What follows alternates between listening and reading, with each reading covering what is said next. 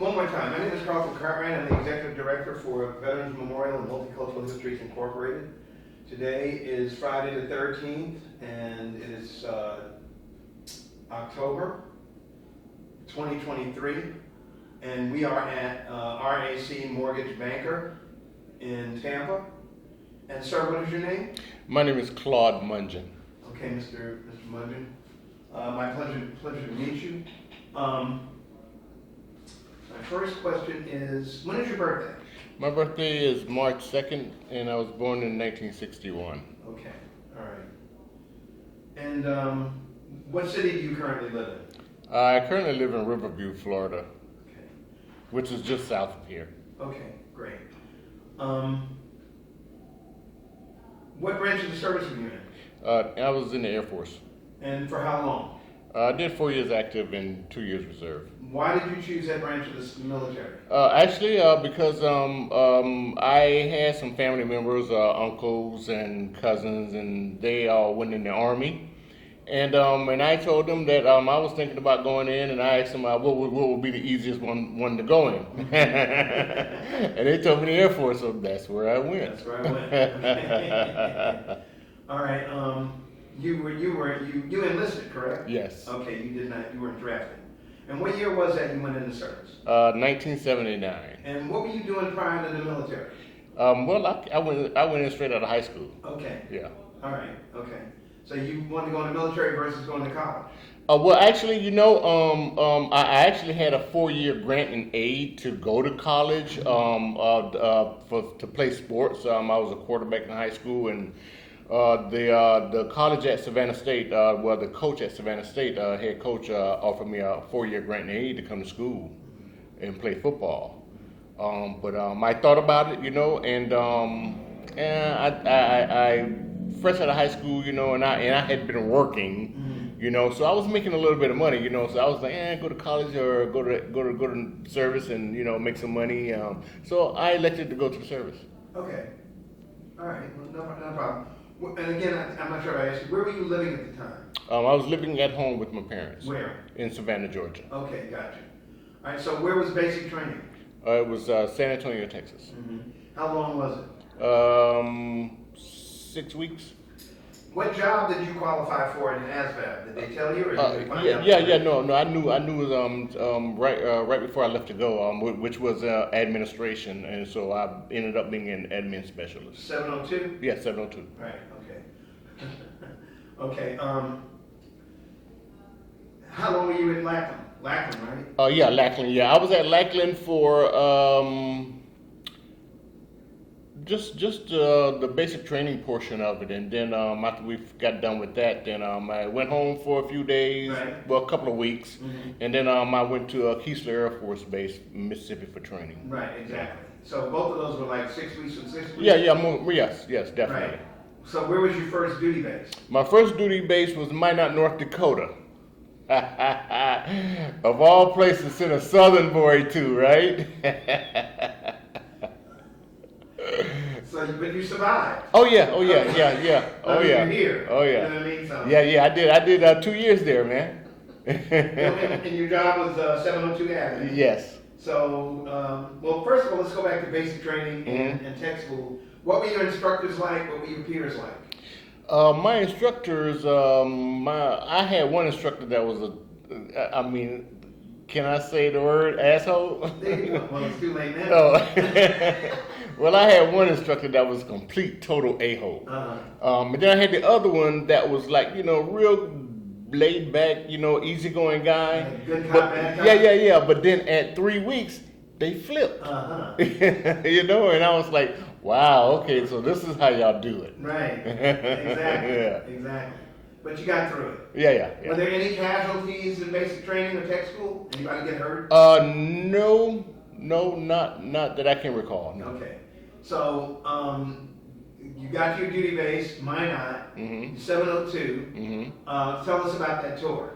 When I got there, let me see. Yeah, it was right before it was getting ready to turn cold. What year was that? That was in 79. Okay. Yeah, because I first went in June of 79. So when I got done with basic and AIT, individual training, I went straight there. Well, I went home from there, and then I went straight to Minot. Right. And I got there. I think it was around end of September, early October. So it was just starting to get cold. Yeah, it was just starting to get cold. When How cold did it get? Well, I saw days of 70 below zero. What? Yeah. Oh. You're talking about extreme cold. No, that's something beyond. Yeah. Okay. 2 years. So it was like a regular 9 to 5 job? Well, yeah, more or less. Okay. Yeah. And I went in at 8. Got off at 4:30. Right. Some days 5, depending on what Right. what my chief wanted me to do. And if I had to stay over and do some extra stuff. I oversaw a lot of guys' promotions and transfers. Okay. You know. By the way, when you separated, what rank were you? I was a E4 senior airman. Gotcha. All right. So how did you get along with? Did you work with officers or? I did on a daily basis. That's what I thought. Yeah. How did you get along with the officers and the enlisted? I got along with everybody pretty well because I'm a people person, and I try to be a pretty good judge of character, Yep. so that when you have your first interactions with people, you know how to handle or deal with them, Right. So yeah, I got along with everybody because my personality is kind of like an outgoing person that and a friendly type person. Gotcha. Yeah. All right. By the way, how was the food through basic, tech school, and at Minot?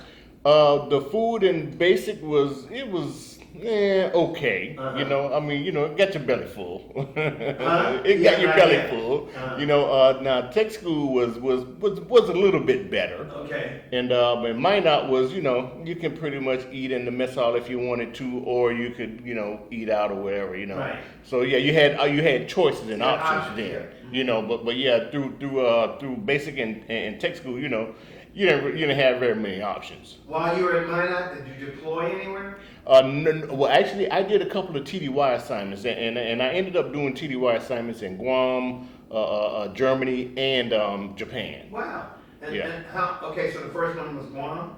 Yeah, first one was How Guam. long were you there? I was there for 3 months. And what did you do?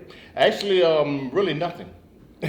For the most part, when I went to Guam on TDY assignment, we were supposed to be there helping out with administrative duties for people that had already retired, Yeah. or were getting ready to get out. Mhm. And we basically was there on vacation. It was like vacation. Okay. Yeah, I spent more days on the beach than I did in the office. Okay. Yeah, I'm just being honest. I understand. How was the food? The food in Guam was really good. Okay. It was really good. All right. And so, what was the next TDY? From there, I went to Germany, Where in Germany? Ramstein, And how long were you there? 6 months. And what was that like? That was beautiful. I wanted to stay there. I loved it so much. What I'm curious about is, did you go to any other parts of Europe while you were there? Well, yeah, we took. A couple of friends of mine that I met when I first got there. They took us on a few little, getaways, excursions and stuff. Right. When we got there, kind of like get acclimated to the area. Right. We took a few train rides, through the countryside and stuff. Man, it was beautiful. I loved it. Tell me more about it. Since you. The thing I learned about there is that I don't know if I can actually say this on camera, but the black market there is live and very well. Okay, all right. So yeah, I learned a lot about that. How did the people who live on economy, the Germans, how did they treat you? Oh, they treated us pretty good. Okay. Yeah, they treated us pretty good. And I have to say that, me being a black person over in Germany, I had this, kind of, a weary feeling about being there, but, it turned out it was nothing that I should have even had to worry about because, it was really nice. And the people over there were really nice to us, too. Okay. Yeah. Where did you get to travel while you were there? Actually, we did a lot of weekend stuff, one-day excursions and, So where? shoot, man, we've been, basically all over Germany. You know, all the little small towns, you know, because, you know, I have a thing for mountains, you know, I like seeing mountains. Okay. You know, so yeah, every chance we had to go. What about France and Italy? No, I never got a chance to go to those places, no, because they were, you know, a little bit longer getaways than what we really had time for. Were you able to get up to Berlin? Oh yeah, I did go to Berlin. Okay. Yeah. I loved it. It was really nice. It was really nice. Okay. Yeah. It was really cold when I was there. And it was a little bit cold when we were there too. You know, it had just transitioned from winter into spring. Right. You know, so the weather was still a little cool. Yeah. But it was still, you know, it felt really nice.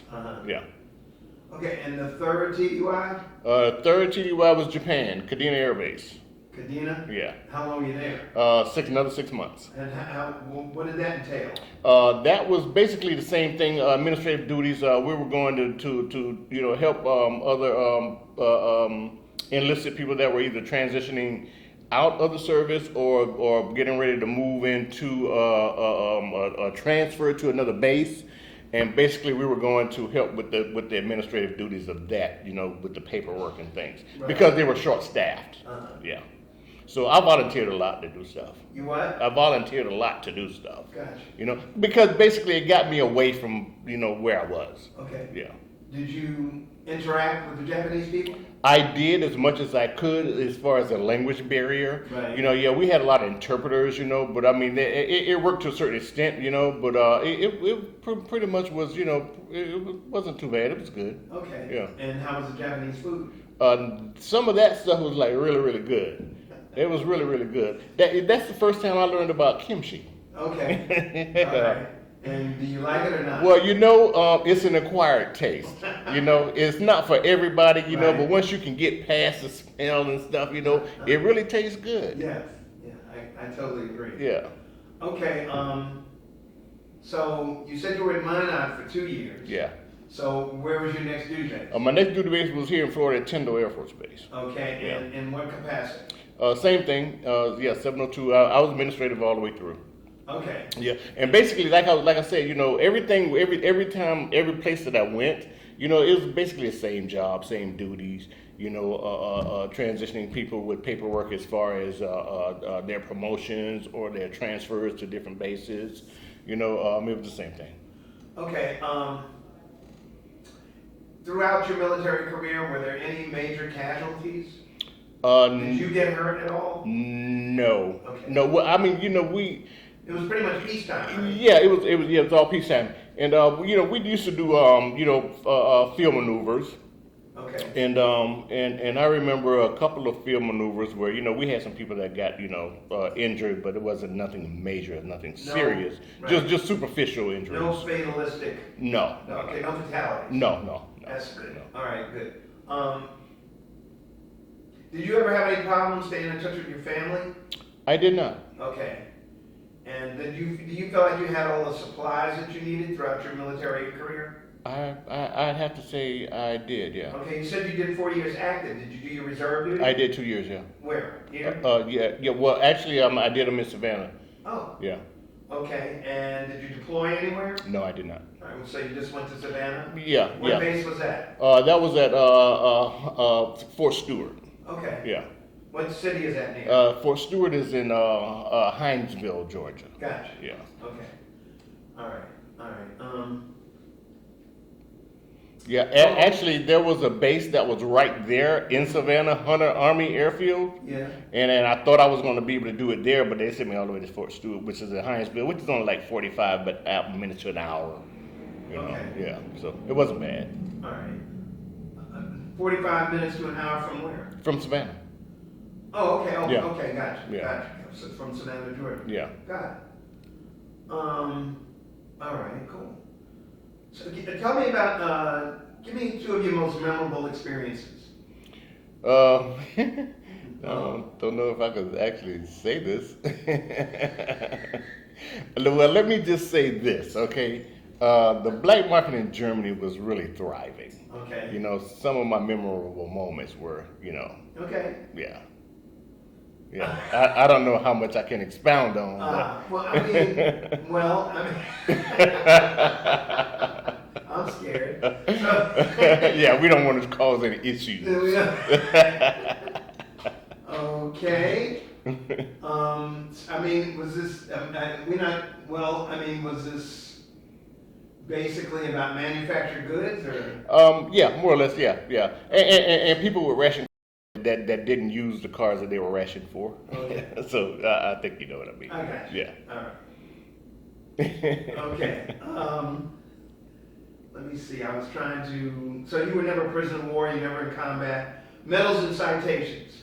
I have a sharpshooter's medal.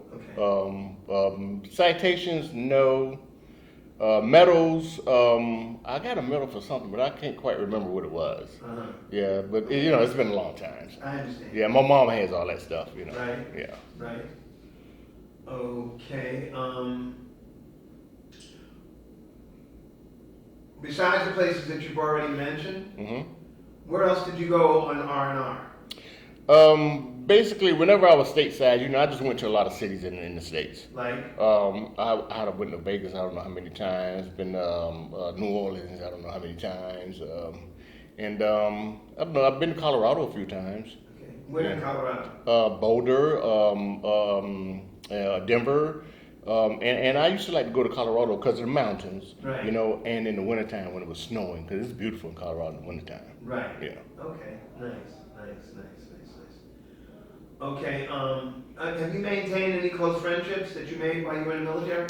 Yeah, I have a couple friends that we still stay in touch with to this day. One of them, he was in the same squadron with me. He now lives in Charlotte, North Carolina, which is where he was from. And then I have another friend that was from Mississippi. He's back home in Mississippi. That's where he was from. So yeah, he and I stay in touch. So the two of us, were in the same squadron. We met in Minot. And then we stayed friends ever since. What year did you separate from the military? 1983. Okay, 1983. So what did you do? What were you thinking about doing as you grew closer and closer to separation? Well, I used to talk with my commander a lot about if re-enlisting and re-enlisting and being able to go to Germany. Right. And I was always told that that could be a possibility, but most likely it wouldn't be if you're re-enlisted. You're going to end up wherever you end up. Right. You're not. There's no guarantee that you're going to go to Germany. Right. So I was like, well, okay, I think I might just get out. Okay. Yeah, because I kind of wanted a guarantee. I understand. Yeah. I understand. Did you use your GI Bill for anything? Yeah, I went to school. Yeah. Okay, for? Yeah, for business administration. Okay. Yeah. What school did you go to? I went to Savannah State. Did you finish? Yeah, my home school. Yeah, I did. Good. So you got your I got a degree? bachelor's. Yeah, Okay. in business admin. Gotcha. So what did you do with that, or what did you do after that? After And that was after the service, right? Yes, Okay. yes, yeah. And after that, I got into a couple of jobs where I was putting that degree to work, and then I had a couple of jobs where I just really wasn't satisfied with the way the company was being ran. So I left and went to other places, and I ended up at a place in Atlanta called All American Gourmet Company. They manufactured frozen dinners, and I ended up being a manager there for about 4 years. Okay. Yeah, and they actually the company was out of Pennsylvania and they moved to Atlanta and opened up a new place there. And I worked for them for about 4 years, about 4.5 years, and then all of a sudden they got bought out by Kraft. Okay. So they laid a lot of people off. Okay, so after that time, then I ended up. My dad was, he was kind of sick off and on, and he lived down here in Florida, over in St. Pete. Uh-huh. So I used to come visit him a lot, and then once he got a little sickly, so I decided to come down and kind of look after him and take care of him for a little while, and then that's when I ended up getting into the mortgage industry, by happenstance, just by moving down here and moving in with my dad and trying to help him out, So that's how I ended up, in the mortgage business. Okay. Yeah. All right, and that's what you've been doing ever since? Ever since. Okay. Yeah, I'm like 28 years in now. Right. Yeah. Okay, did you get married, children? Yeah. I'm married, have 3 kids, 3 boys. The oldest is 32, And then my youngest is 26. Right. And all of them graduated from college. They have degrees, great jobs. Congratulations. Yeah. Officers and enlisted, how did you get along with them throughout your military career? I got along with the officers a lot better than some of the enlisted, especially your higher up enlisted. Your tech sergeants, your master sergeants, and senior masters. They were, to me, were a little bit more, I don't know, thought they were a little bit higher class than some of the officers. Some of the officers were more down to earth than senior enlisted. Right. Yeah, so I got along with the officers very well. Okay. Yeah, and some of the senior enlisted, they were a-holes, to say the least. Okay. I got you. Yeah. All right. Did your military experience influence your thinking about war or about the military in general? Actually, no, because I know for me at the time that I went in, for me it was an escape, to get away from home. And at the time, because growing up, where I grew up in Savannah, for me, it wasn't any place that I really wanted to live or live my life there, So for me, it was an escape, a getaway. I just wanted to get away. Okay. Did you experience any racial incidents, negatively? In the service? In the service. I did not. Okay. Good for you. How did your service and experiences affect your life? Actually, it affected my life in a positive manner because it gave me a little bit of discipline that I needed when I first went in. I had none, so it gave me the discipline that I needed. And one of my drill instructors, as a matter of factly, was a big influence for that. In what way? Well, because he taught me how to think before acting. And to rationalize things before, getting upset or wanting to do something about something, rationalize things first. So yeah, because my tolerance for anything was none. So yeah, he taught me a lot. Think before you speak. Yeah, but see, that was by trial and error too, because my attitude was so jacked up that it got me in a lot of trouble. In basic, I had my whole squad in trouble sometimes, man. And it was a miracle that I didn't get one of those overnight beatings. Yeah. Well, what were you up to? Well, because I was defiant. Uh-huh. Nobody could tell me nothing. I wouldn't listen. And then my drill sergeant, Sergeant Perky, he sat me down one day and he said, "Listen, son, you have a lot of potential, but your attitude is going to get you nowhere." Right. And he started explaining things to me and telling me about things, how the world works, right. And especially the military world. Uh-huh. There's a pecking order. There's a chain of command. Right. And there's rules. So yeah, that taught me a lot, and that gave me a lot of discipline. Right. That where I didn't have any. How did you communicate with your family while you were in the military? Back then, it was either letters or payphones. Okay. With a lot of change. Right. Yeah, or collect calls. Okay. Yeah. So it wasn't an issue. You were able to get through to the family. Yeah, right? Yeah. You just had to pay. Yeah. The hardest time I had was when I was in Guam trying to make calls. But you got through, but it just took a while to do it. Oh, really? Yeah. This is all the way out in the Pacific, in the middle of nowhere. Right. Yeah. So what was the process? Well, the process was, if you're making a collect call, you get the operator on, then the operator does what she does, and then it's about 5 minutes later, and then you're connected. Yeah. 5 minutes? Oh, yeah. Yeah. But you're talking back in the late 70s, right. Early 80s. Right. Technology wasn't what it was back then. Gotcha. Yeah. Okay. All right. You feel like you had all the supplies that you needed to get your job done while you were in the military? Oh, yeah. All right. Yeah. I was a stickler for making sure I had everything I needed. Okay. Yeah. All right. Do you recall any particularly humorous or unusual events while you were in the service? Nothing other than the usual stuff that, you clown with people about and laugh with people about, but, nothing that totally stands out. Going back to basic training for a minute, did you have any culture shock dealing with your flight since they were probably all over from the country? Do you follow what I'm Oh saying? yeah. Well, yeah, there was a few people that they come from different cultures, so their idea of things weren't,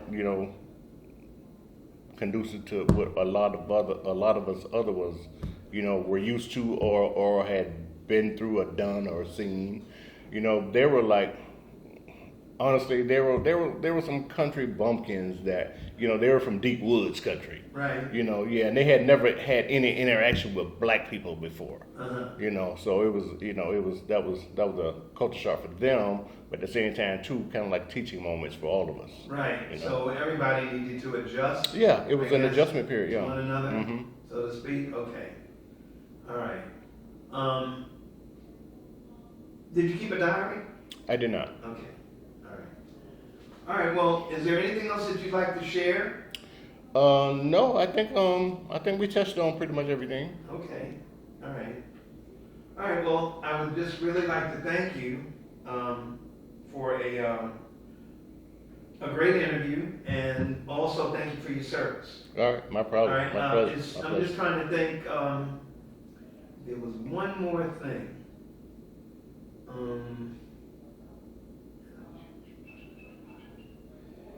You never had anything to do with any battle planning, did you? I did not. Okay, you did. Okay. What was the highest ranking officer that you had to report to? Full bird colonel. Okay. Yeah. And where was that at? That was at Tyndall Air Force Base. Okay. You were 702. Did you have anything to do with logistics? No. No. No. What specifically was your job in administration? Well, as far as logistic goes, well, I guess you can say maybe a little bit because you book plane fares and ground transportation. So yeah, I guess you could say a little bit of logistics. Were Yeah. you working at CBO, CBPO? No. Okay. All right. So you used to schedule what? I scheduled transportation, flights. Well, actually, ground transportation to the airport, and book flights for them. Okay. Yeah. To where? All over the Well, world? all over wherever their next station was at. Was that individuals or groups? Or No, flights or what? this was individuals. Individual, Yeah, okay. individual people. Yeah. So you were doing customer service? I guess you could say. Okay, Yeah. yeah. All right. That's why Yeah. I said CBPO, but just in a different realm. Yeah. What kind of volume did you have on a daily basis? I don't know, anywhere from 5 to 12. Okay. Yeah. Some days, I'm dealing with 5 people. I got to make sure their orders are correct, and make sure they're headed to the correct destination, Right. and making sure that their flight is scheduled, and tickets are booked, and making sure their ground transportation from the base to the airport is done. Any given day, it was at the least 5. Yeah. Were there any other international conflicts that occurred while you were on active duty? I can't recall any. Okay. But I'm sure there were. But I know we were in Afghanistan back then when we were said not to have been. Right. So that's been ongoing for many years. Gotcha. Okay, well, I just want to thank you again for a very interesting interview, and thank you so much for your service. Thank you. It was my pleasure. All right.